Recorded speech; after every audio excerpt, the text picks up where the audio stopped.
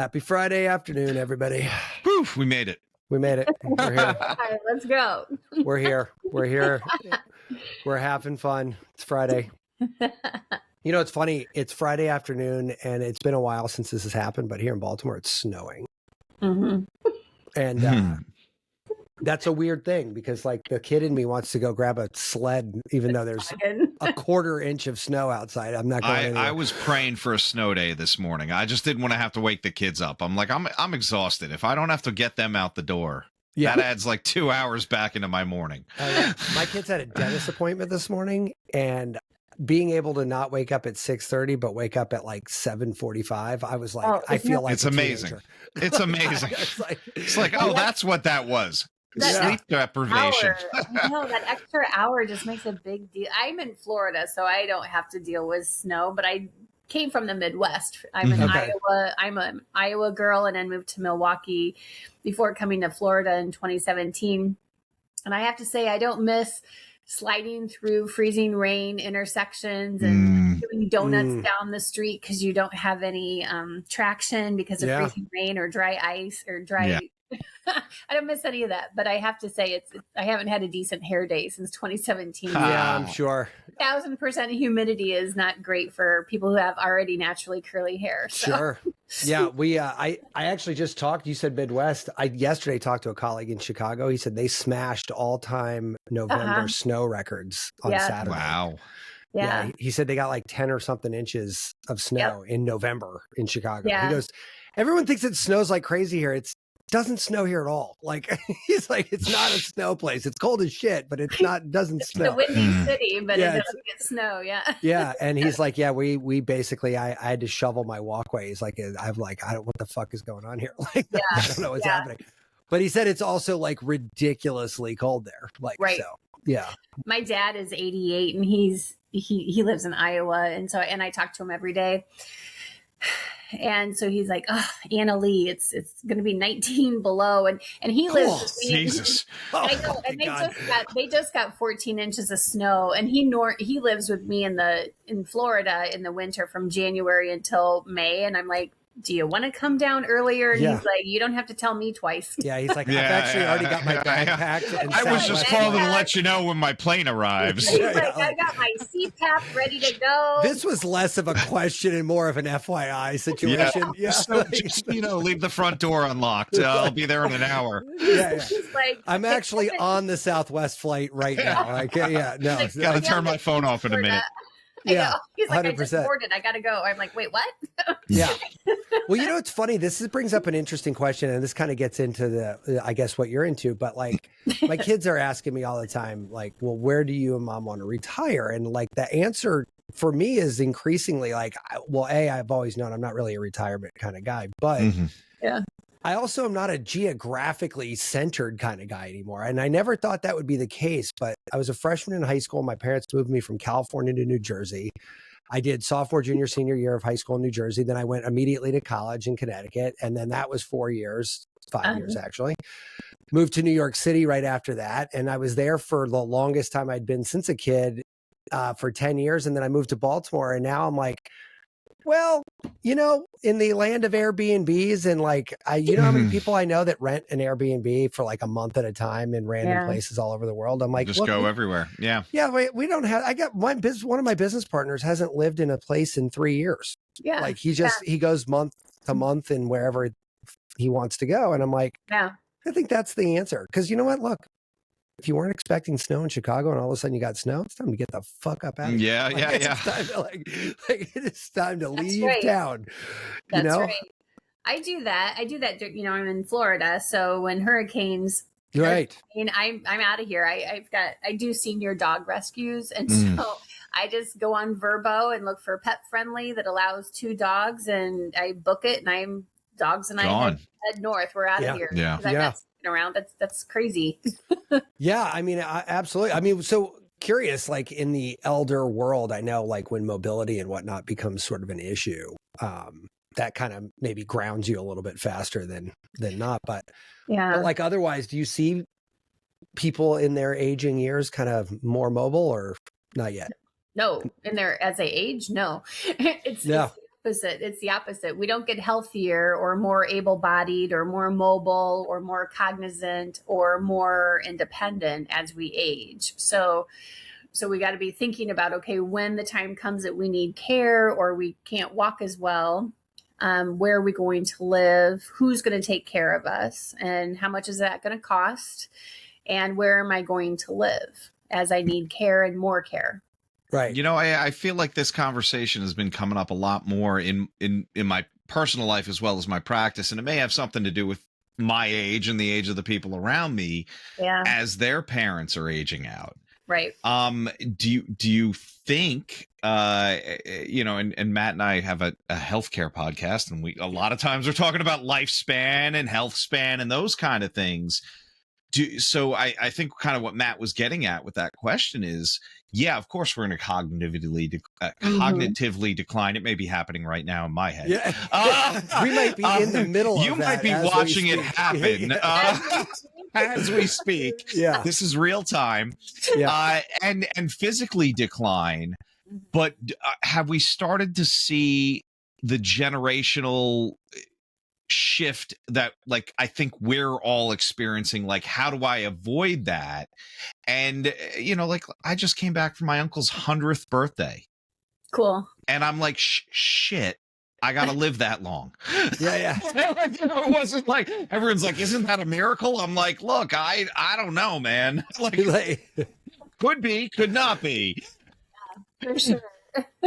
Yeah, 100 bad years is probably not so much. No. And I mean, like, honestly, until COVID hit, he was still working. Yeah. He's a fucking engineer. He's not a dumbass. Yeah. You know, so that's an exception, not the rule. So I guess, I mean, are we seeing a trend where maybe more of those people are, or maybe more people are making it there healthy? Yeah, I think so, because through the course of the last few decades, they've done a much better job of marketing healthier living, healthier lifestyles. I mean, look, we all have these fancy sports watches now, and your steps and your little ring that helps you adjust your we have all of those things on our body. They're right all now. within arm reach if they're not on my us. arm Yeah. vibrates when it's time to stand up, and I'm like, I don't need a stupid watch to tell me to stand up and move around. You don't? I definitely do. Are you kidding me? My watch just is like, you didn't close the ring, and I'm like, fuck, I don't need another thing guilting me. Yeah, exactly.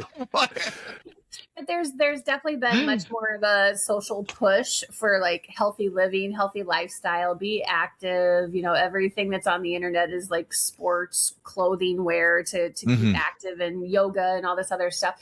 Whereas athleisure changed the world. Yeah, it did, you know, because when you look at my parents who are in their 88, you know, my dad's 88, my mom's passed away now, but you know, she's of that same age group. They didn't have any of that when they were growing up, and when they were raising us 4 kids. It wasn't, you didn't see stuff like that on TV. We still had a black and white TV, you know. Your mom wasn't slapping on Lululemon. It was all bacon and cigarettes.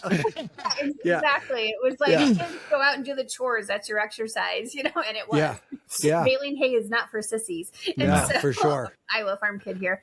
And so, you know, so I think that definitely through the course of the last few decades, there's been much more emphasis on healthy living, healthier lifestyle. There's 19,000 different types of diets, vegan and all that other stuff.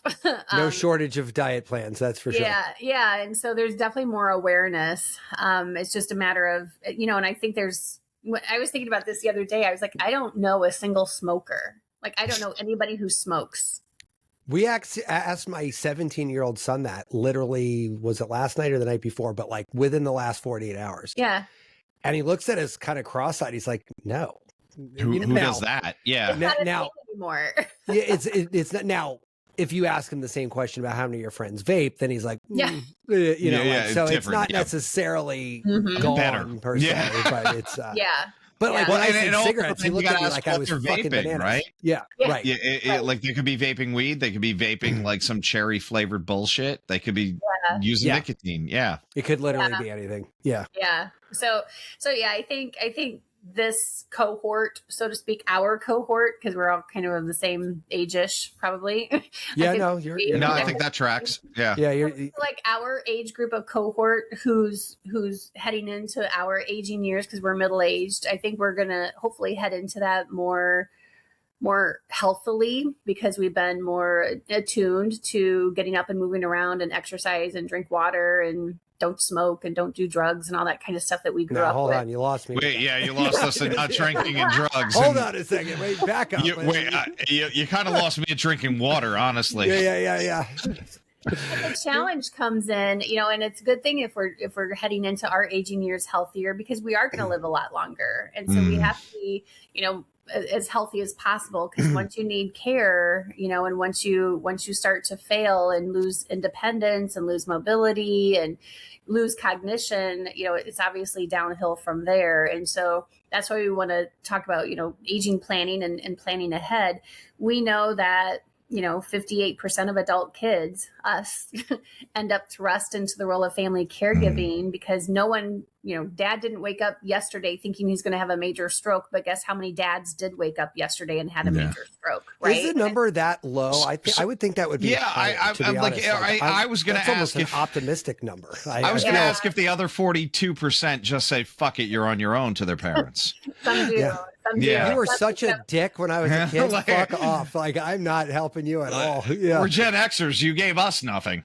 Yeah, right. Yeah. Exactly. Yeah.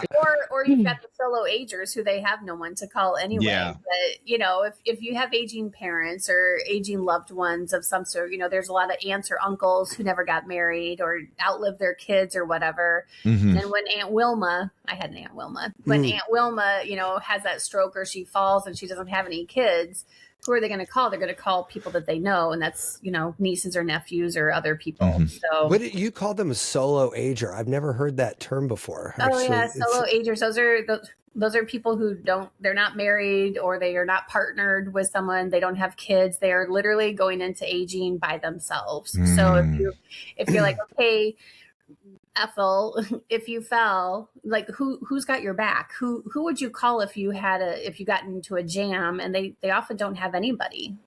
Wow.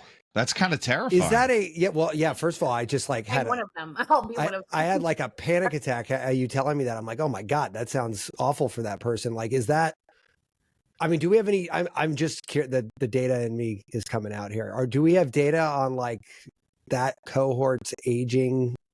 Oh, I'm sure gracefulness versus others.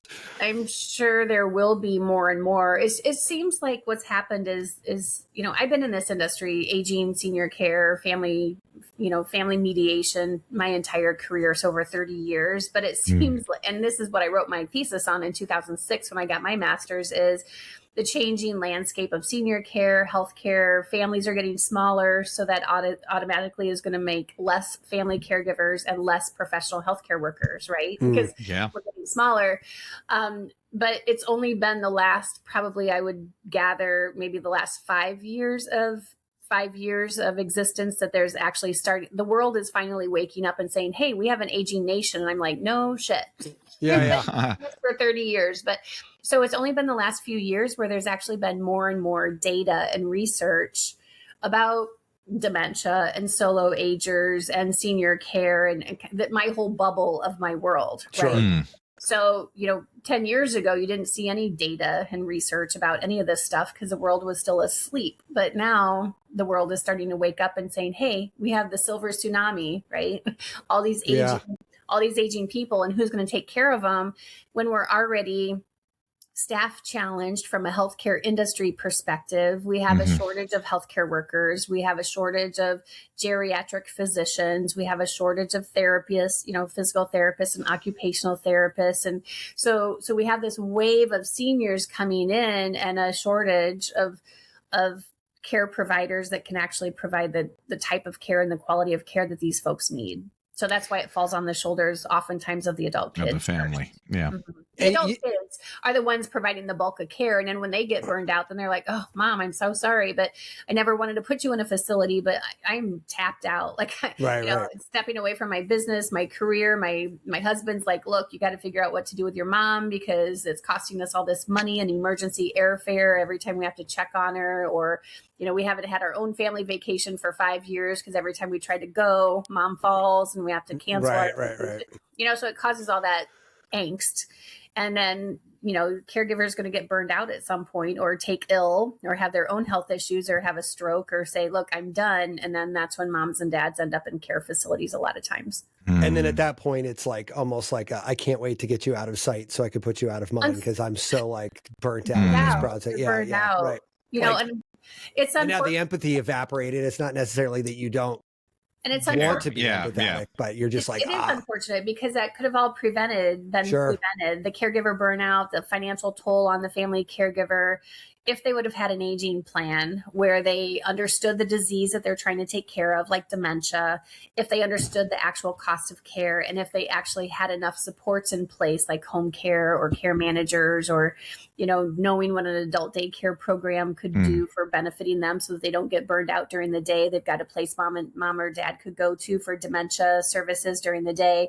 The families don't know about all these different resources, and that's one of the reasons I started my company. Annalee, I guess when do you have that conversation with your parents? That seems like a very sensitive subject. Tom's like asking for a friend. No. My parents, they sold their house to move down to Delaware and be like 2 hours away from us. So that's significantly closer. And, they talked about this, like, kind of like in 10 years, we'll figure it out.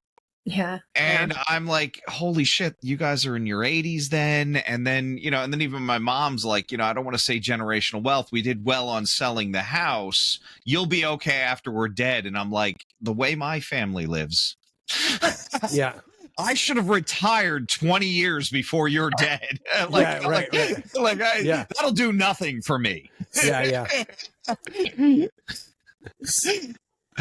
Well, because I get that asked a lot is when is the time to have these conversations? And I always say like yesterday, right? Yeah. Because all the people who had major strokes last Thursday didn't wake up thinking, oh, I think I'm going to have a major I got stroke. Another month. I got another year. I got another decade.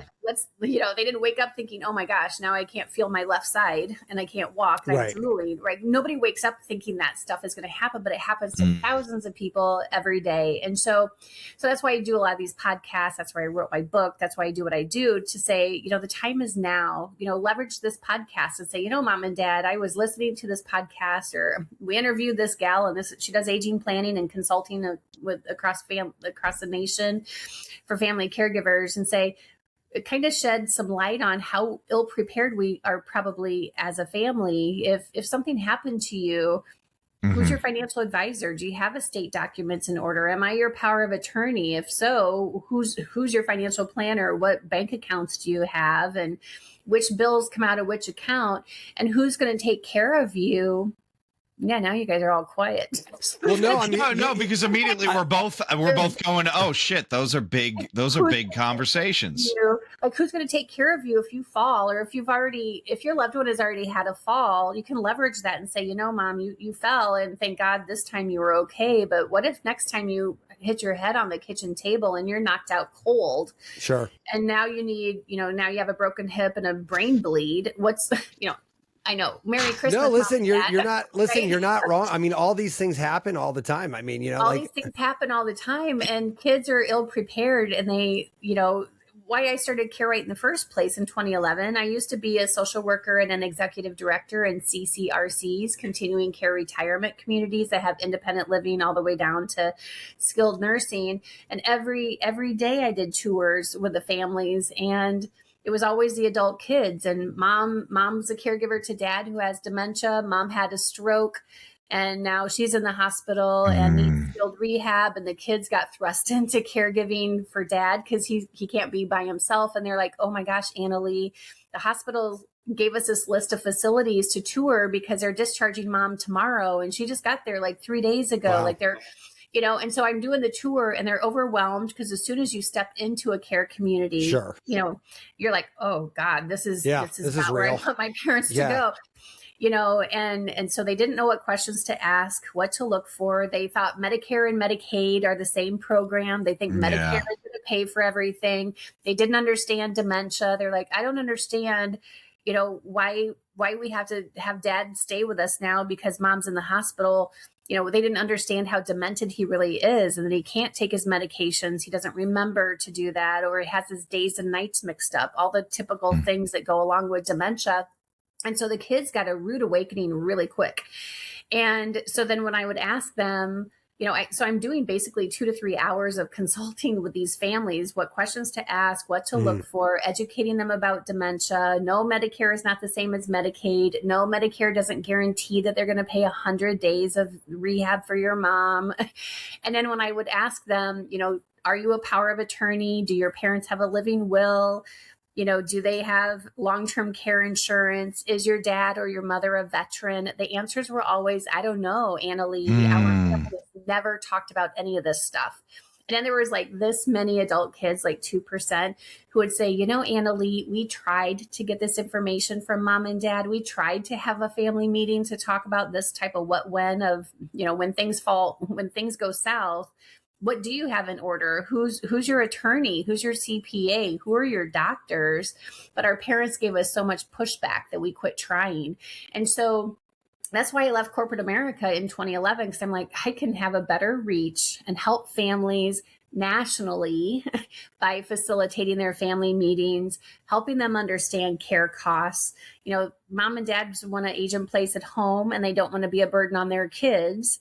But yet it's the adult kids who are reaching out to me to say, look, I love mom and dad, but I'm so full of anger and resentment because their care needs have exceeded their abilities. Yeah. Their abilities, their time, their relationship. And now they're angry, resentful, feel bitter, and then feel guilty for feeling that way. Right. And that can all be prevented if we start the conversations now.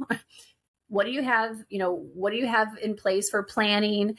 That's when the kids, they get thrust into decision making and they don't have the tools they need to be successful at that. If you're the financial power of attorney, but your parents never gave you a copy of it, and you don't know what bank accounts even exist, you don't know passwords to get into Wells Fargo bill pay or whatever, how are you going to be successful in your role as a financial power of attorney if mom or dad had a stroke or their dementia progresses and they can't manage their bills anymore, as an example? This is going to sound very counter-human, but when I hear these conversations, I can't help but to think there's a component of this that like AI couldn't have gotten here at a more perfect time, because like I'm not talking about like the hands-on stuff, but like they'll remind you to take your pills, like to make sure that you don't burn the fucking house down, like the shit that you don't need. Bill is due. This bill is due. Yeah. Like, okay, you can give a robot your password to the bank and it will only let it out if it absolutely has to. You can set parameters on that. It can know that you're about to light the fucking house on fire. Like there's certain things that just don't need to have like a caregiver, and that's going to reduce burnout. It's going to reduce cost. It's going to let them age in place. Like there's a whole, and yes, on the flip side of this, and this is the counter-human part, is that we sort of have had millennia of training that says, hey, we have this intergenerational thing. Yeah, that's how it goes. But to your earlier point, that shit is dead, if not dying, right? Like, you know what I mean? Like smaller family sizes, less attention span, more global movement. Like if little Johnny goes off to college and does a semester abroad in Germany and says, I met some lady over here and I'm not coming back. Yep. Well, guess where Johnny lives now? That's right. Guten Tag. Right. Like that's and like and that's not like a bad thing, right? But that's the world we live in now. So like, if mom and dad get sick, what the fuck is Johnny going to do from Germany? Like, I mean. Well, and that's why I went virtual in the first place in 2011. It's just we only had Skype back then, right? But for me to facilitate the family, Skype. Nah. What? It just kind of disappeared. One day everybody's like, screw it, it's Zoom. Yeah. What happened? Did it upset somebody? Yeah. It was working fine. Yeah.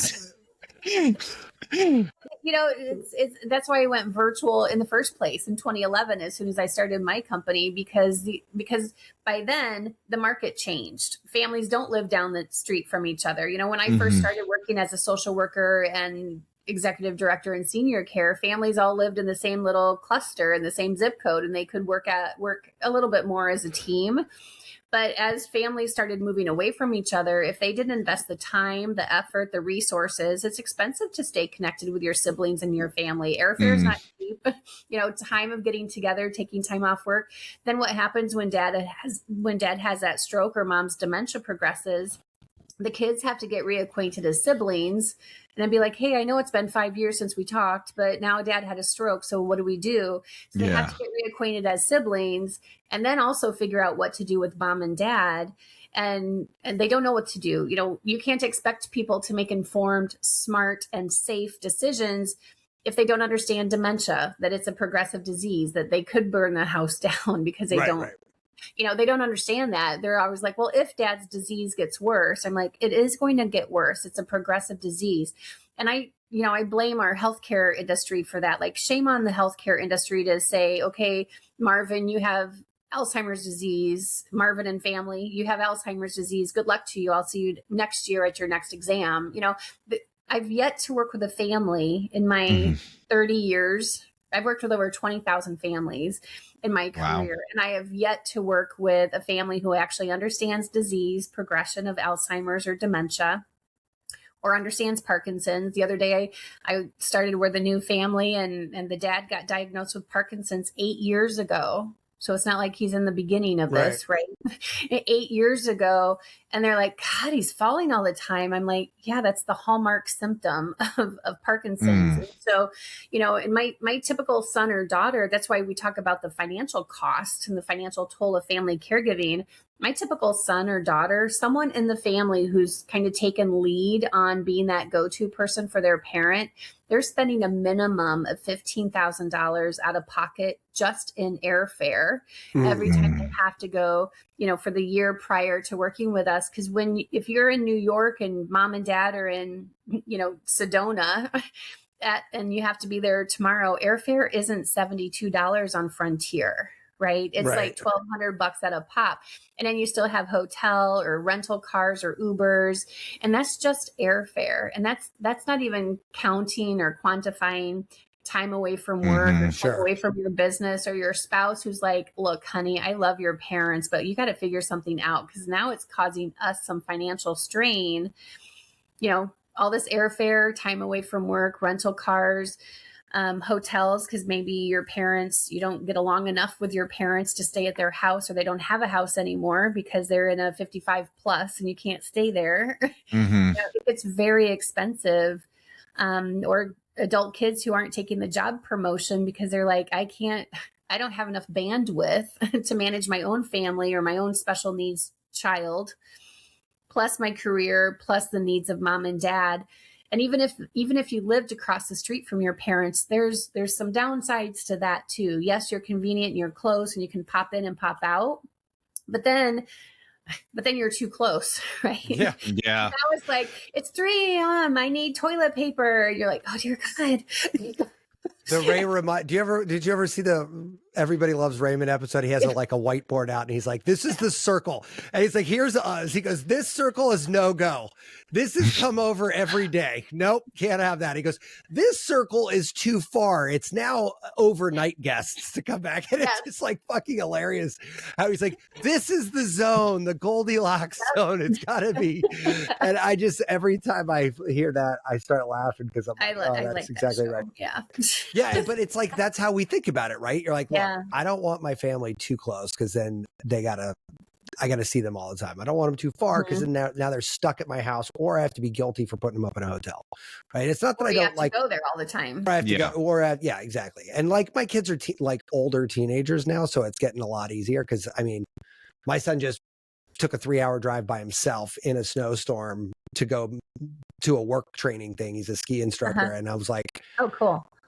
A couple years ago, we would have had to pack up in a snowstorm. I would have had to reschedule you, or you know what I mean? Like, or I would have had to leave last night. Like, you know, And listen, I love my kids and there's literally no end to what I would do for them. But now I'm starting to realize maybe that's not as true as it used to be. Like maybe now I just don't feel like going 3 hours in a fucking snowstorm so he can go to a work training. Maybe it's time that you do this. So like fast forward to like adults, I'm like, well, no, man, listen, I got shit to do. I don't know. Well, and here's the other challenge too is, adult kids, because they're the ones who are coming to me, right? Because they're overwhelmed and they're like, I didn't want to remember mom and dad's last few years as being angry and bitter and burned out. And like, when are they going to pass away? Like, when is this? When is their relief, which everybody feels guilty about? Yeah. And they feel guilty about, but it's because they don't have a plan in place to say, okay, let's get some supports in there. And let's make sure that everyone is properly taken care of. Like my clients, the whole family, right? Because caregiving affects the whole family in one way or another. But this way, ideally, mom and dad are able to participate in their aging plan and make informed decisions. Families don't understand the actual costs of senior care. And when moms and dads say, well, Annalee, we want to age in place at home and we don't want to be a burden on the kids. Well, aging in place at home, one caregiver, one companion can be $25,000, $35,000 a month for 24/7 care. And so it's really that high. That feels it's absolutely that high. And if you have and you've got two aging parents or one aging parent, but they need two caregivers, like we'll use my own parents. My dad is 6'4". That's where I get my height. I know I look really tiny, petite in this square, but I'm actually 5'11". Right. Wow. So, She's like, I could actually bench press both of you. That's okay. Yeah, I'm a farm kid, so I got some like natural muscle. Yeah. But if we look at just even my own parents, my dad's 6'4", he's 240 pounds. When he had his stroke, if he would have needed two people to transfer him, like bed to chair, get dressed because he's dead weight. These aren't football linebackers that these home care companies send out to your house, right? And my mom had mild cognitive impairment. That's the other reason I went virtual when I started my company in 2011, because my mom had early onset dementia and I wanted to be. It was hard for me to drive from Milwaukee to Iowa. That's 5 hours one way every weekend to help relieve my dad. So I'm like, I need to be virtual. I need to create a company that's going to work for my lifestyle and my family's needs, but also help the millions of other families out there.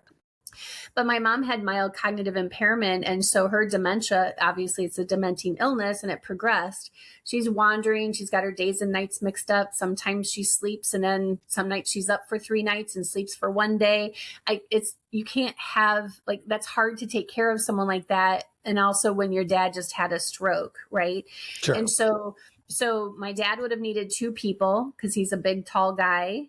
And my mom would have needed like her own person because her attention span was so short with her dementia progression that you can't be like, just a second, because I got to get Arnold on the toilet, and mom would be like, oh yeah, just a minute. I'll wait for you. Yeah, they don't have that capacity. So they would have needed 3 companions. I'm still stunned at the $30,000 for one companion. And so but that's that, like that. Oh. Where is that money going? It's not going to the person that's there. Like, they're not making $340,000 a year. No, the companions are making, and depending on where people live, but like they're making anywhere from maybe $15 to $18, $20, $21 an hour. But the company, they come from a home care company, so they there's the problem. That's that's business, right? And so they charge. They'll charge twice as much. So the companion will bring home like $18, $20 an hour, but the families are charged anywhere from 40 to 35. Yeah, but in that comes liability umbrella and benefits, HR, payroll, benefits, yada. Yeah. So it's not like they're snaking these people. It's just the cost of doing business. But by contrast, though, again, not to beat the AI drum too much, but an AI robot at cost would be probably under 50,000 and above 20. So you'd probably, so when you compare that, and an AI robot, you don't need 2 of them to lift Arnold. That robot's got your dad fucking sack of potatoes over his shoulder. You got to make sure it doesn't happen too quick. Yeah, right. Like so my point is like you get rid of a lot of those things, and like it sounds inhuman. I totally am aware of what I'm saying, but it's kind of like, we're going to be, that is where senior care is going though, because we have a massive shortage of people going into senior care. We have a massive shortage of healthcare workers. It's not necessarily an enticing industry to go into. It's poor pay, bad insurance. We're going to pay you like shit. You're going to work around really, really bad, complicated people. Yeah, and you're going to have to be on all the time. There's no downtime. Right. And so, that is where senior care is going to go. It is going to be robot driven. But the other point of that is, people, the advantage to robots is they don't call in sick. They don't have sick kids. They don't have migraines. They don't do any of the stuff that humans do. But the reality is, how comfortable are you going to feel with a robot? Like they're not going to be on their cell phones on Facebook or texting or whatever it is these people do on their phones. They're, but how comfortable. Like I have seniors who won't even do automatic payments because they don't trust the internet or the computer, so I think it's gonna be our cohort of aging people. I think so. You're right. Like more comfortable-ish with a robot taking us to the bathroom. Yeah. But what if that thing short circuits?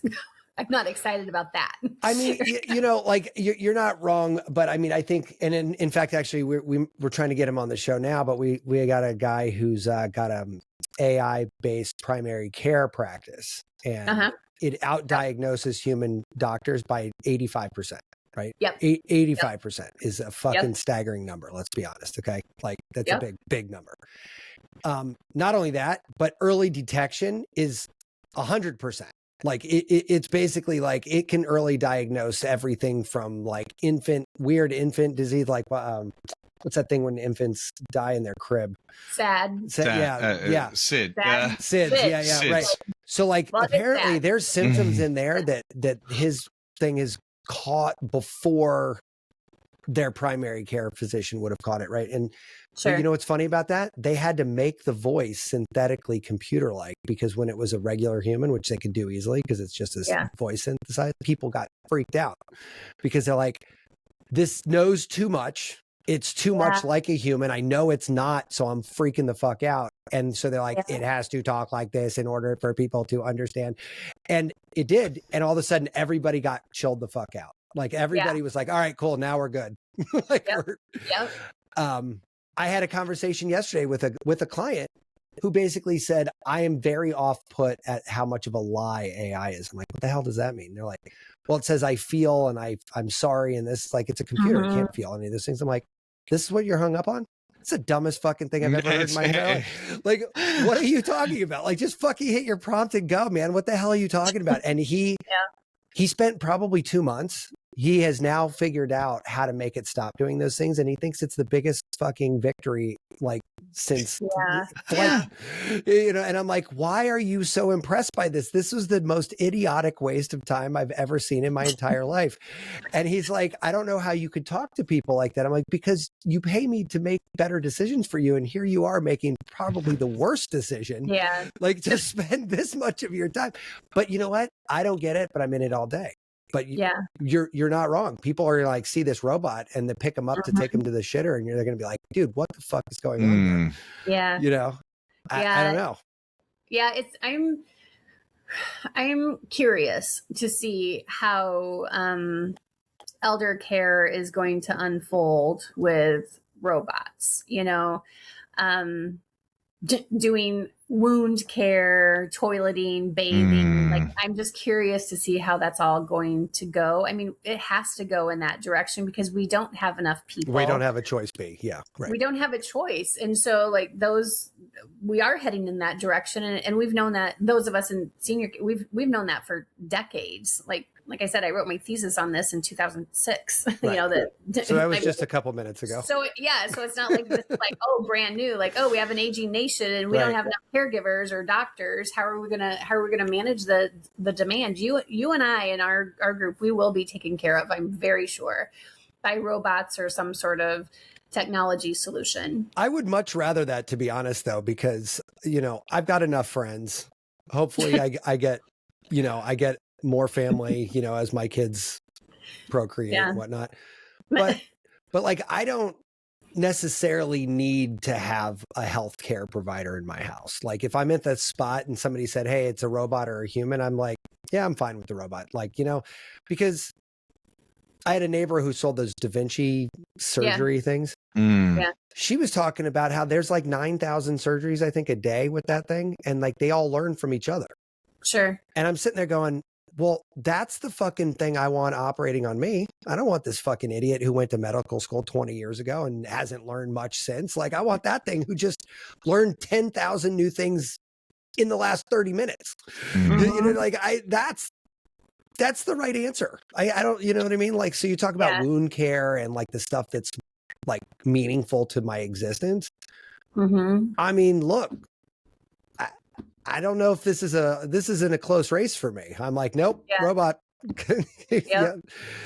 You know, well, something is going to have to shift because, you know, like I said, the cost of trying to age in place at home, those numbers are real. Anywhere from 25, I have got clients paying anywhere from like 25 an hour to 75 and 85 an hour for just a companion. Wow. And when people say they want to age in place at home, that means you have to fast forward to the time when you need someone to take care of every single bodily function, which means they have to be there with you 24/7. And it's hard for someone who's, you know, an 80-year-old who's still out there golfing and pickleballing and all the other traveling to think about that. And but that's why we do that aging plan to say, look, here's in the real world what you can expect to spend per caregiver. And then if you need a care manager, a nurse to come out and set up your meds, coordinate your doctor's appointments, because that's a full-time job for these adult kids. And you have to do all of that, you know, coordinating doctors. And they split that off as a separate job description. They have to do that during business hours. Well, if you're working, you can't just call up the doctor or the podiatrist or the physical therapist after hours. You got to do all of this care coordination during the day. And that's what gets these kids in a jam because they're working during the day and employers aren't as family friendly as they used to be. If you're in sales and you're not hitting your numbers because you're spending 20 hours a week taking care of mom and dad in some fashion, sure, you're gonna lose your job. And so, you know, my typical client, like I said, they're paying 15 grand just in airfare 6 months prior to hiring us, but they're also, because they have to fill out this form, like, where are you with this whole aging caregiving journey? And my typical client or prospect is also either worried or in angst or actually providing care and care coordination and hands-on care or talking to insurance companies 25 hours a week minimum. Wow. 25 hours? That's right. Because when my dad had his stroke and my mom fell and broke her shoulder, which obviously naturally progresses a disease, you know, dementia progression, they both needed care. They both had in their little hospital discharge packets. My dad had 17 upcoming doctor's appointments I had to get him to. And my mom, when she broke her hip, when she broke her shoulder, it was all 2 weeks apart, right? My mom fell, she broke her shoulder. The night that we were putting her, that the hospital discharged her into a skilled rehab unit for therapy, that very night, my dad had a stroke and I was thankfully there. So I got, you know, the paramedics were there at the facility and got them all taken care of, but they both had like 15 to 17 doctor's appointments that are time sensitive. Mom she ended up with a catheter. So I had to get her into a urologist within 14 days. Right, you know, she broke her shoulder. So orthopedic appointment number 1, well, now come back in 30 days and then come back in 2 months and, you know, to track the progress. You know, my dad they found he had kidney failure. And so now he's got a, you know, kidney doctor and, you know, so all of those appointments and adult kids get thrust into that. And you're like, I had to step away from my business for about 2 months, minimum 2 months minimum to get all the way through both of their doctor's appointments, you know, step away from my business, get them to all these different doctor's appointments and support them emotionally as well. Because now they've never been apart from each other and mom's in a rehab unit and dad's here at my house with me. And so, I mean, this is the whirlwind that families get thrust into. But when you have an actual plan and you're making informed decisions, you know, I know what the cost of care is, and there's not a way that we could have afforded that. You know, there's not a way that mom and dad could afford that. So we also look at with our clients that we work with, okay, that's great if you want to age in place at home. There's different technology solutions and there's home care, and this is how much it's going to cost. And this is what we can layer in to help you stay at home. But what's the plan when that's not successful? or you can't afford it, or it's not safe, because we can line up all the care we want, but if mom refuses to let them in, or or she only likes caregiver Sally, and Sally's on maternity leave for 8 weeks and she refuses to let anyone else into the house, then what's your plan? Yeah. And so we also look at the long-term care mix of that. Okay, what are the different care communities? What levels of care do they offer? If mom needs assisted living, but dad needs memory care, you don't want them in two separate communities, or they aren't going to see each other. Right. Then now you got to coordinate now your list of questions triples. Yeah. And right. who's going to, how are they going to get to see each other if you don't live where they are?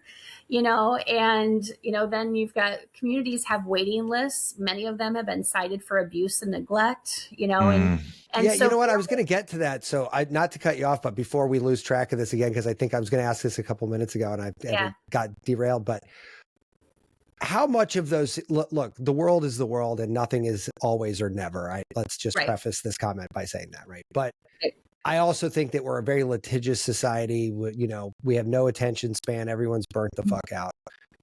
When I hear elder abuse, I automatically want to hate that institution and be like, fuck them. Let's burn this place to the ground. But I'm also like, okay, was this just some fucking hoity-toity bitch from New York City thinking like that, like because it was a purple rose instead of a blue rose, like she's freaking out and it's elder abuse? I don't know. Like, what's the mix? Of this? Yeah, it's not that. There's probably a little bit of that, but the reality is these facilities are getting cited for abuse and neglect when they legitimately, like these are legit abuse, neglect. Like if they allowed a confused, demented resident to wander out of the facility and they had no idea that Marvin was gone. Yeah, that's a problem. Or if they drop your mom from the Hoyer lift. And she's now got a broken hip or two broken hips and she dies from that. That's a problem. We also do virtual care advocacy, and you would be horrified at what happens in these care facilities when they don't have a care advocate and or a family there to just make sure that they're getting the best possible care. So then pivot the question then. If we get to the point where it's mostly, call it legitimate claims, right? Yep. How much of those things are like nefarious versus they're just like, you know what? Look, I got 18 people to take care of and I turned around for 1 second and Marvin's out the fucking front door. I can't, I don't have eyes in the back of my head. How much of, is that playing into this at all? Some, but here's the reality. When you move your loved one into a care community, you are entrusting your vulnerable adult, your loved one, into this building, and you're praying that these people actually give a shit about what they do. Right. And that they are properly trained, properly supervised, and properly managed. Here's the problem is that most of the time, these care facilities have such high turnover in leadership positions that if there's not quality, consistent, professional leadership, it's the wild, wild west in these facilities. You've got, here in the southern states, a lot of the workers don't speak English, which means they also don't read English. Well, guess what? Menus are in English. Sure. Activity calendars are medical charts tend to be in English. Everything is in English, and they don't, they're like, I don't know, I'm just going to do what I do and show up for my shift and do my 8 hours and do my best. Well, they don't, because nothing is in the language that they speak.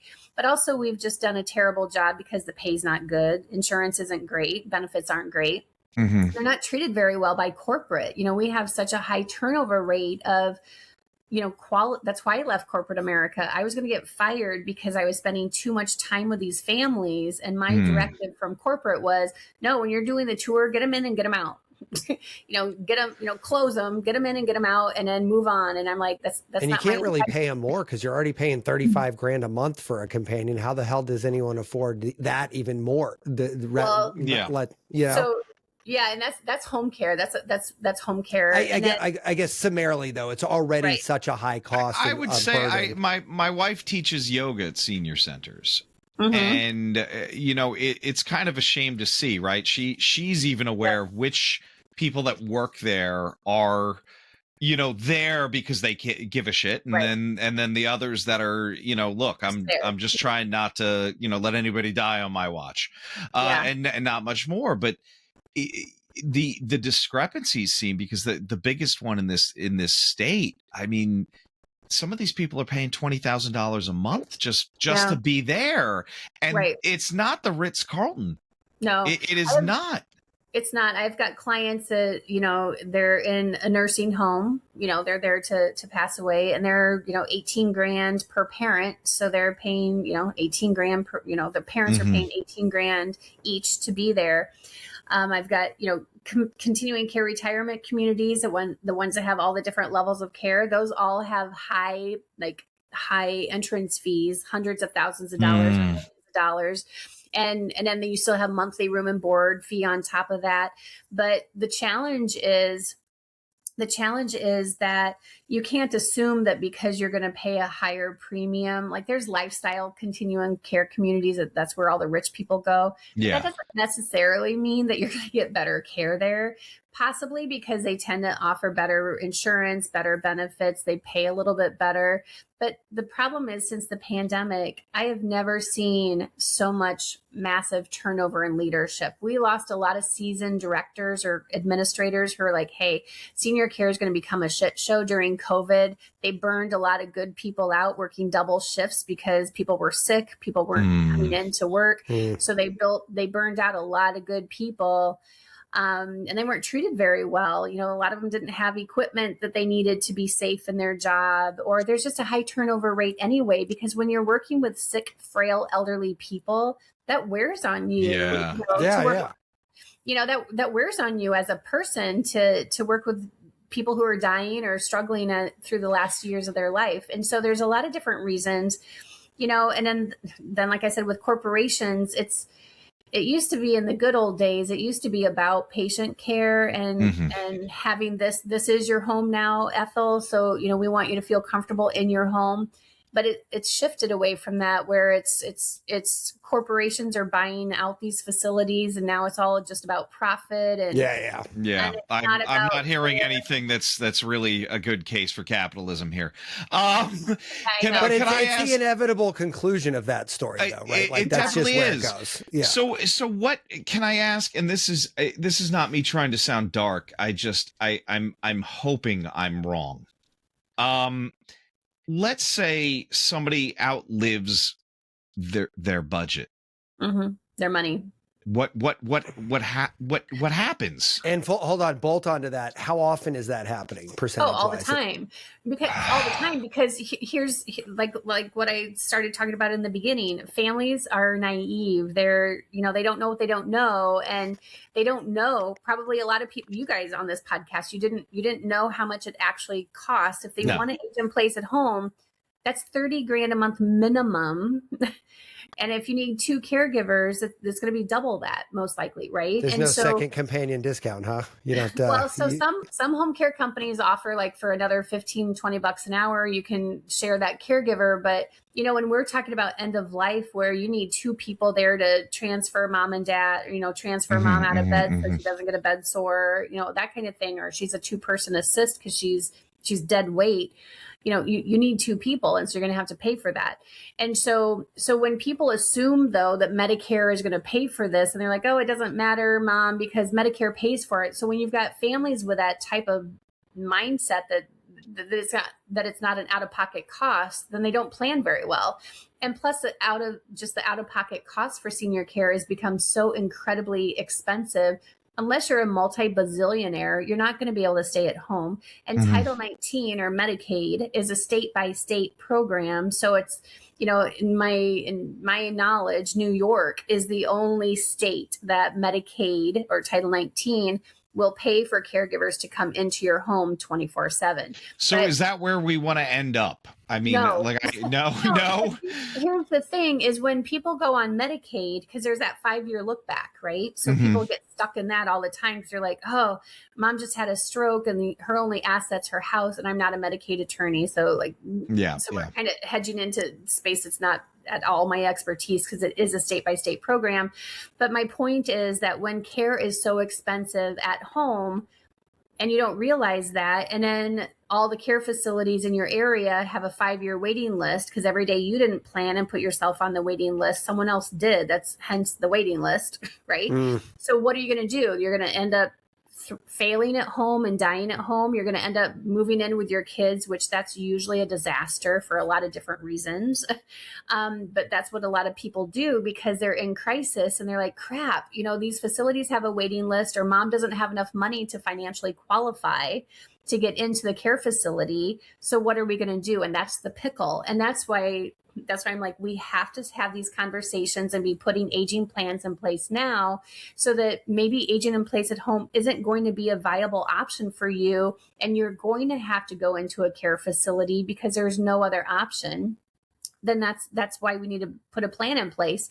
And we need to make sure that you get your grab and go binder done. We need to make sure you have your estate documents, your funeral arrangements, your accounts, passwords, because when your parent loses capacity because of dementia or a stroke. Yeah, they don't even know. They're the only ones that how they're going to help you with all of it. Yeah. A lot of times they'll be like, oh, it's a green file in my desk drawer. Well, if you live in Washington and that desk drawer is in Austin, that means you have to fly there, figure out, okay, where's this green file? Break the back window because the right. Key's not under the rock anymore. You're like, God damn it. The fuck is going on? That's right. And so all of this stress can actually be, it is 100% preventable. If we be putting a plan in place so that you can make informed decisions now. And hopefully mom and dad can participate in their decision making. But if they refuse to, or if they're already incapacitated, it is the adult kids that I'm working with because mom and dad didn't put responsibility on their shoulders to plan ahead because they didn't want to talk about this. Yeah. Well, now the kids, they're forced into having to because now they need to make really big decisions and they have to find out a lot of information fast, and they don't know how much their parents have for finances. And when a facility says, sure, you can come in, but you have to pay, $20,000 in nursing home fee a month for one parent, the kids are like, crap, how are we going to do that? Yeah. So that's why it takes a team of people, an attorney that knows what they're doing. It takes a Medicaid attorney. It takes people like me we have to be putting a plan in place. And the financial advisors that they work with, they have to be educated, and many of them are not, about actual senior care costs. They don't understand dementia is a 30-year disease progression, and they will need 24/7 care. And so if you're working with a financial planner who doesn't understand any of this, because most of them don't, they're still budgeting $5,800 a month for 24/7 care for whatever. Yeah. Wow.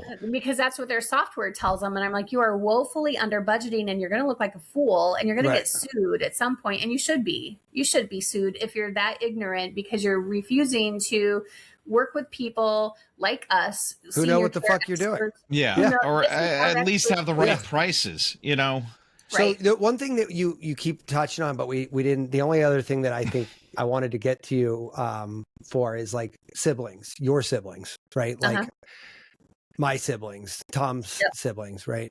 When mom and dad start getting bad, I feel like this is a huge pain point because there's always one who kind of gets fucked, you know what I mean? And the other one's not so much, right? Or that's the perception.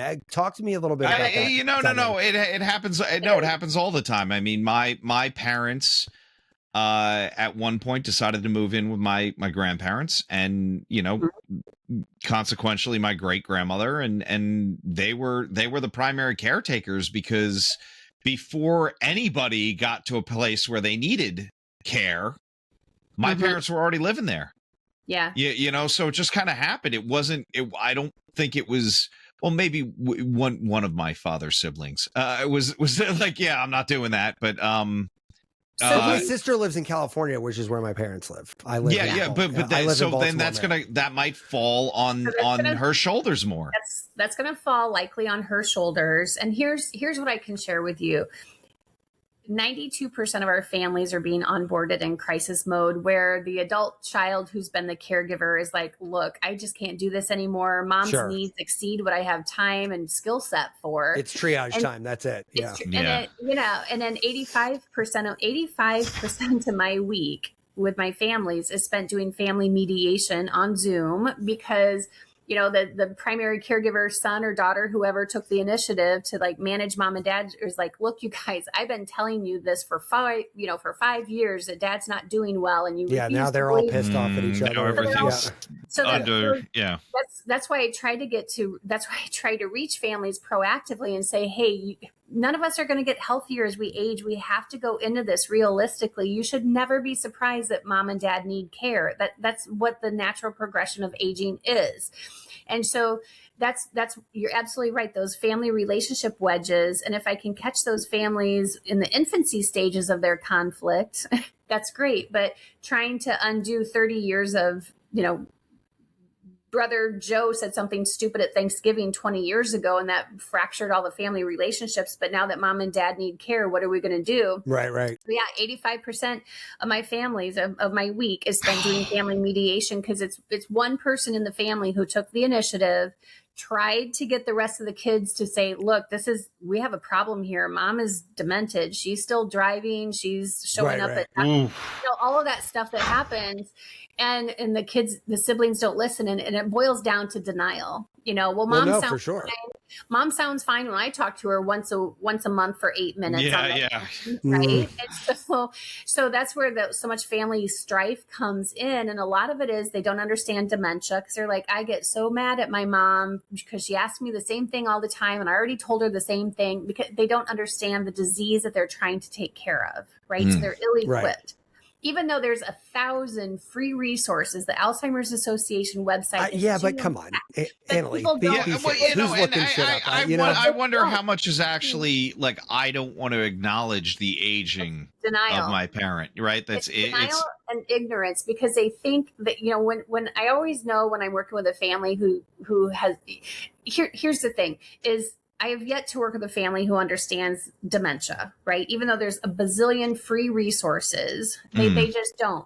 But because that means, you have to learn something new. And the problem is that they're thrust into it and they're in crisis, and they're not going to be sitting on the Alzheimer's Association website going, why is dad acting like this?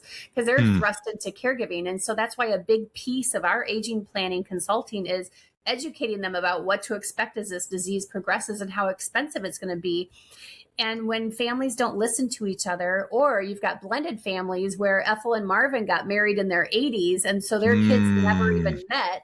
Well, now that Marvin had a stroke, Ethel's kids are like, well, that sucks for you guys, but we don't want my mom taking care of your dad, because she's going to get hurt if he falls. And we're going to bring mom closer to where we live. Yeah, I didn't even think about that component. Like in this day and age, that shit's like, wait.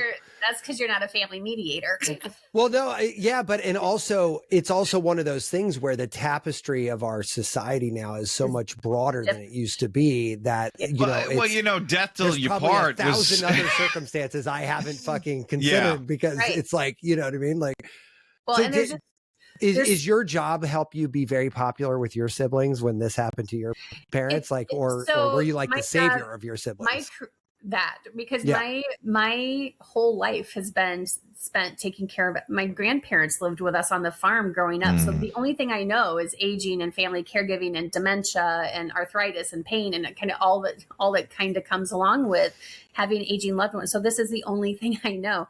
But when my mom and dad started to fail, it was 2 weeks before the pandemic hit. Mom and dad just came down here to stay, a couple weeks. That was the plan. They were just coming to Florida to stay a couple, 3 weeks or, a month or so through the winter.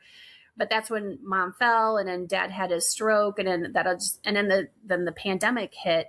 And so my siblings would have normally said, hey, we'll fly down and help you with mom and dad. But it was a pandemic and nobody was flying anywhere. Moving, yeah. Right. By the time that opened up, it's like, well, you seem to got this. So yes. And they're like, okay, what can we do to help you? But that's also because, we've had an aging plan in place for my parents for, I put it in place 20 years ago. Well, sure. You're a little bit more prepared. I mean, you came to that party. A lot more prepared. And we had the grab and go binder. So we had all of their information. And so when the hospital's like, Annalee, what's the plan? I'm like, here's mom's healthcare power of attorney. Here's her living will. Here's dad's power of attorney. I felt like I was in court, like exhibit A. Right. But the thing is, I had those at my fingertips because we planned ahead. Most those people are looking at you like, who the hell is this chick? She's walking in here with the fucking binder. Like, what the hell's happening? You're gonna like. They probably loved her. No, they loved her, but they were probably very confused. Like, what the fuck is it? Like, they're like, we never have anybody who just has this at their fingertips. And I'm like, well, I do crisis management and crisis planning for families across the country. So I'd be a fool if I didn't have my own parents situated, right? Yeah, for sure. You weren't walking this wouldn't be good for my new business endeavors. No, this kind of goes back to, Tom, the question that you asked about when to start these conversations. And I always say like yesterday or a year ago, because the reality is people are like, well, what age should we start? There is no age. There's no magic number.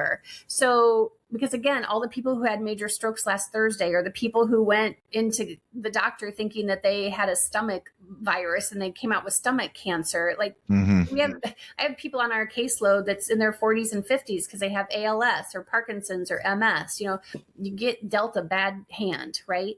But 4 days after my 40th birthday, I had just returned from Shenzhen in Beijing, China, because I'm an international speaker on all of this aging and family caregiving and dementia and senior care topics. I was in Sheboygan, Wisconsin, and I encountered this 82-year-old gentleman who was kind of red in the face in the street. And I'm like, oh my gosh, I can already tell this is going to be a problem. So I'm like, hi, how are you? And he's like, hey, I just need some help to get across the street because my wife is waiting for me in the car, and then we're going to go back home and blah, blah, blah. So I'm like, okay, well, I'll help you cross the street.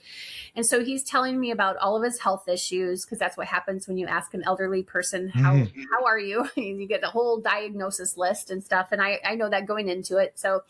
So we're walking across the street as pedestrians where the green light little legs so that we could go. And all of a sudden he yells, watch out. And the next thing I know, I'm getting up off the street and I'm like, what the hell? And so I carry a backpack as a purse, and thank God I do. But it saved me from getting a head injury. But a school bus driver was distracted by the 29 kids on the bus, and she blew through a 4-corner stop. So instead of looking through the windshield, she was looking through that internal mirror, yelling at the kids to like sit down and shut up or whatever. And so she didn't apply the brakes of the bus until she saw my face break the headlight of the school bus. So my whole God, Jesus so I have Christ. facial trauma. Thank God I'm 5'11". So if I would have been this like tiny little wafy thing, I would have been dead. But I apparently flew 15 feet. And this is over the noon hour in Sheboygan. So all these people were running out of the restaurants and the diners and the stores. And I'm getting up off the street. I'm like, God, what the hell? Like, why am I having to get up? And so I get up and I'm starting to walk, and all this broken glass and reflectors are all over the street. I'm like, God, what the hell? That was not just there. And why aren't I in the crosswalk anymore? And by then, all these people, all these witnesses came running out, and they're like, oh my God, we've never seen anything like this. You flew 15 feet. And they're like, I can't believe you're even getting up, because my face is like bashed in, right? Because Yeah. So I'm not looking like this at all. Like I'm. Where'd all this glass come from? Your face. I am like fucked up. Yeah. Wow. That's Oh crazy. my God. And so, but because I do what I do for a living, I'm always like, that is my biggest fear, of being perfectly healthy one day and then 1 second later, your whole life that could have turned. Right? Because all I've done is work in nursing homes where all those Ethels and Marvins were getting along, trucking along just fine in their life. And then they freaking fell, or they had a stroke or a heart attack, and their life changed like that. And so that's always like traumatized me, because that's all I've ever seen is disaster, and then your whole life changes. And so I safeguard myself in that. So I carry my living will, my healthcare power of attorney, and my DNR, my do not resuscitate. And thank God I do what I do for a living. So I have my grab and go is all done. And so I carry those documents with me, and thank God I do that, because when I got hit by the bus, they sure came in handy. Thankfully, I didn't lose consciousness. I was able to get up, but I was like, oh my gosh, what if I have a brain bleed? And all of a sudden I'm like down for the count. Yeah.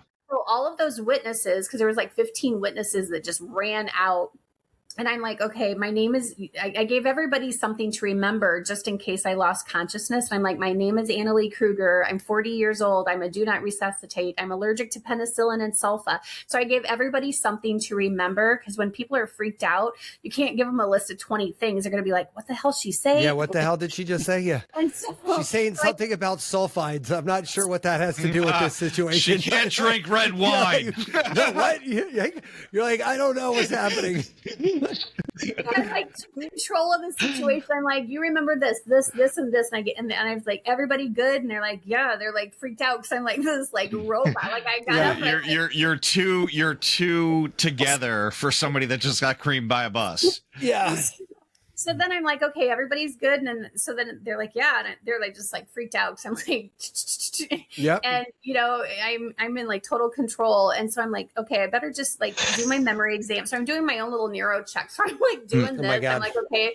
And I'm like doing my own little memory exam, and I'm doing my own little like digital checks, and I can move my fingers and my toes. Do you feel this? What about that? So then I'm like, okay, I think I'm going to be okay-ish. And so I sit down on the curb while I'm waiting for the paramedics.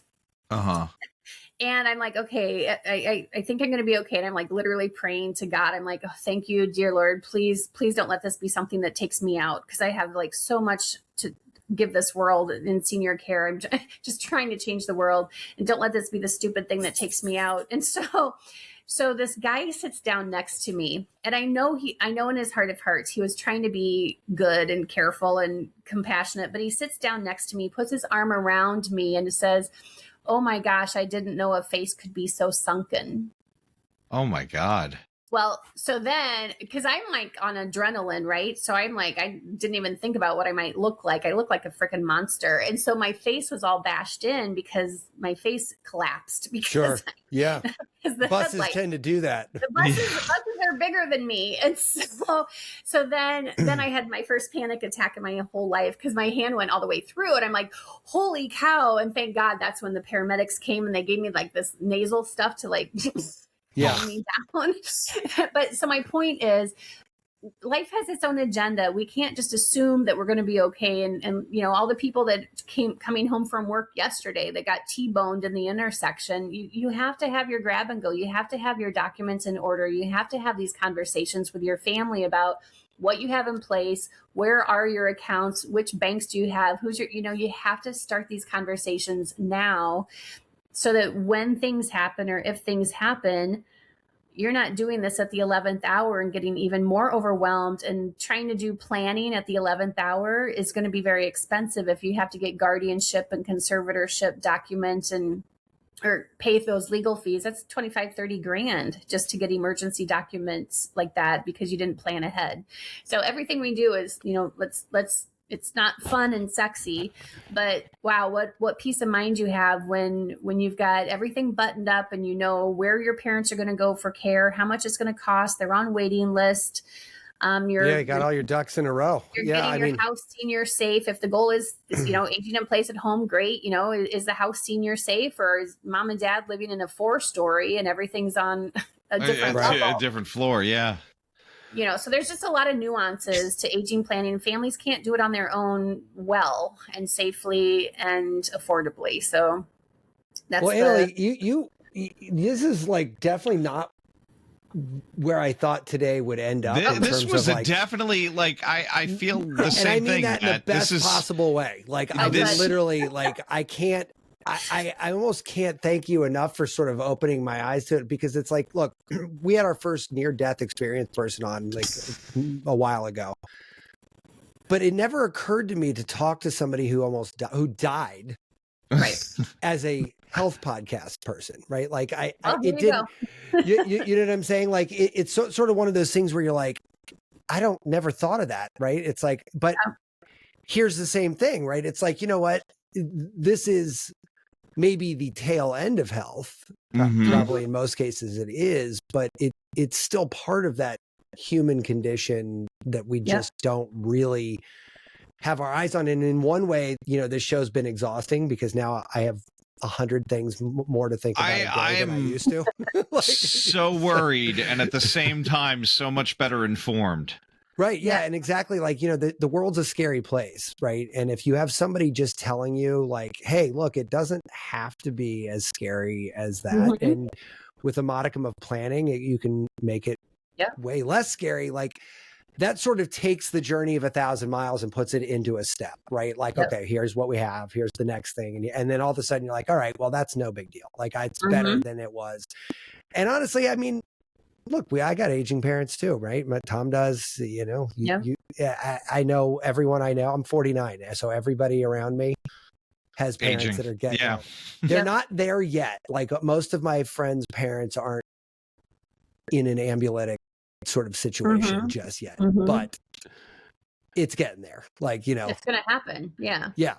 Dad's doesn't remember where he left his car keys more often than he used to. Right. Like, and it's not just like, stuff like that. Like, going up the stairs, mom's a little wobbly. That wasn't there last time I saw her. You know what I mean? Like, stuff like that. And I'm not just talking about my parents. I mean, like, stories. Everybody's. Yeah. Yeah. Everybody's that's the time to be that's the time to be, working to put the plan in place when you're starting to see those red flags and be like, we might want to get ahead of this because mom, what's the plan if you fall? And, I can't just be here all the time. I work, or I have a special needs child, or my own husband had a stroke or has MS, So hopefully this brought awareness to say, 100%. To say, we need to start these conversations now. Here's a resource that this is all they do all across the country is work with families to help them make smart decisions now.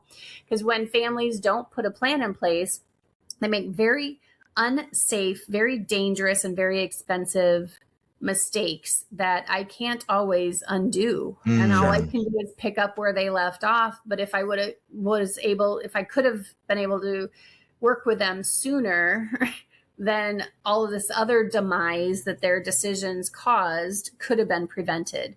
Right. Like moving mom in when your house isn't senior safe, or she has Alzheimer's and she's in your bedroom at 3:00 in the morning and your husband's like, what the hell? Like, why is your mom going on here? Yeah. Well, speaking of resources though, like, I know you're a font of resources. Can we do a little bit of the commercial for Annalee? Sure. Yeah, let's do that. I love that you have all these access to these things, because I think you're right. I mean, just knowing somebody, I always feel like I have to apologize when I'm not more talkative, but I really had to like sit there and think about everything you were saying. Yeah. It's not nothing you like. Clearly everything you said makes total sense. It's just not an easy thing to digest. That aging process is a whole thing. Right. Wow. And for your listeners, because a lot of this is going to hit home for literally everybody, right? Because everybody is in this journey in one way or another. They're the adult kids, or they're already caregiving, or they know they're going to get thrust into it, or it's a solo ager listening to this and being like, holy smokes, what am I going to do? And when I need care. And so, I mean, these topics hit home for every family across the country, or every person across the country. So if this hit home for you and they want to learn more, they can reach out to me on my website, carewrightinc.com. They can reach out to me on LinkedIn under Annalee Kruger.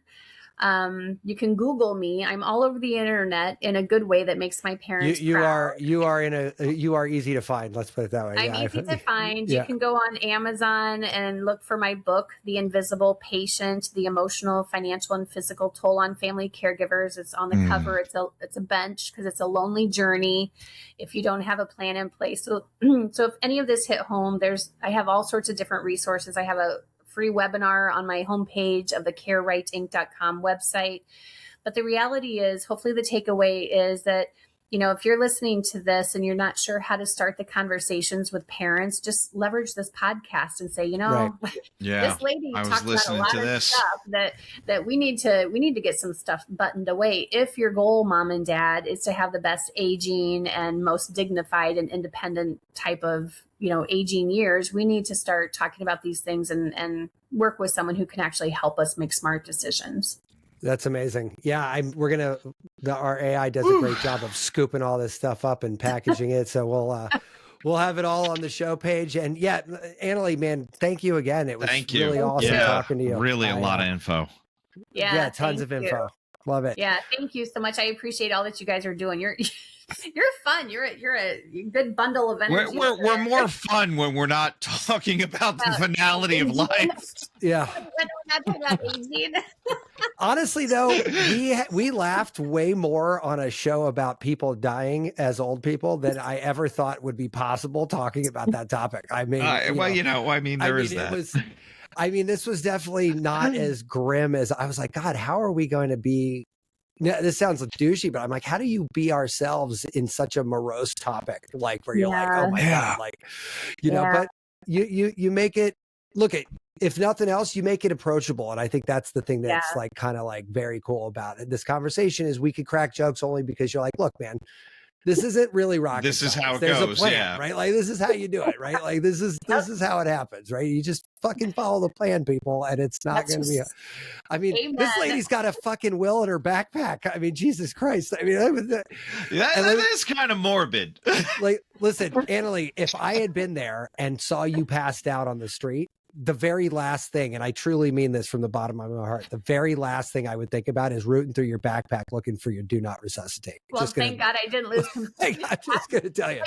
You know what show I saw growing up? I'm the youngest of 4. And so my oldest sibling is 16. And so they used to, and then 4 years, we're all 4 years apart. So I had no control over our little 13-inch black and white TV. So I always had to sit there and watch that show. Oh crap, what is it? The Twilight Zone. And okay. The episode that freaked me out was this lady was given an injection that made her paralyzed. And so she's alert and oriented. She just can't talk and she can't move. And they're doing really awful things to her. And she can't like scream out for help. And so that just stuck with me when you're like, 5 years old, looking at that and like, holy cow, you can't like move. You can't talk. You can't be like, hey, stop doing this stuff. And so that just always stuck with me. And I don't want to be ever vulnerable. And I'm on the right side of my faith. Like when God calls me home, I'm not going to argue. So I don't need it. That's why I have a living will. My power of attorney, healthcare power of attorney, my medical POA. It's like 2 pages of addendums, like no feeding tube, no trach, oh my God, you went down the rabbit hole, huh? So, and then, my siblings are my power of attorney, my agents, because I don't have my own family. And so every year I go through this and they're like, yes, Annalee, we know all the stuff you don't want. But the thing is, I'm making it muscle memory so that when that time comes that they have to step in as my decision maker, they don't have to thinking about it. We know exactly what Annalee wants. It's not a weird, awkward conversation like it was the first 3 times. But that's what I encourage families to do. Happy Thanksgiving. We're going to have to talk about my Happy power Thanksgiving of attorney again. Look, if I am ever rendered. Who wants to use the wishbone now, huh? No, plug here. If they think there'll be a cure in 6 months, keep me around. My wife asks me this all the time. She's like, what do you want to, I'm like, you keep that fucking plug duct taped into the fucking wall. I swear to God, like I do not fucking touch the plug. Leave the plug where it's at. And she's like, come on, that's ridiculous. I'm like, not your plan, my plan. Leave me alone. So there's a good point there. When you go to a point who's going to be your power of attorney, you want to make sure it's someone who's going to be able to abide by your wishes. Right.